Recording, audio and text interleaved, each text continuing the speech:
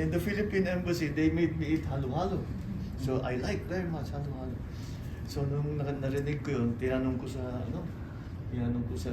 hanapin niyo yung pinakamagaling gumawa ng halo-halo dito sa Tokyo. Padala natin sa Emperor. So ginawa namin, pinadala namin. Tapos sinabi sa amin nung kanila, hindi pwede. Hindi siya pwedeng kumain na hindi linuto ng chef niya.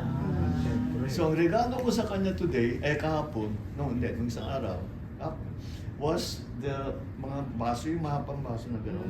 Saka yung kutsara na mahaba na gano'n. Halo-halo.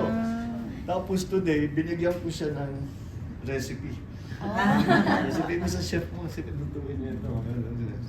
So yun, tuwa naman siya. So yung emperor ng Japan, kumakain pala ng halo-halo. Paborito pala yung halo. Hindi lang kumakain, paborito ang halo-halo.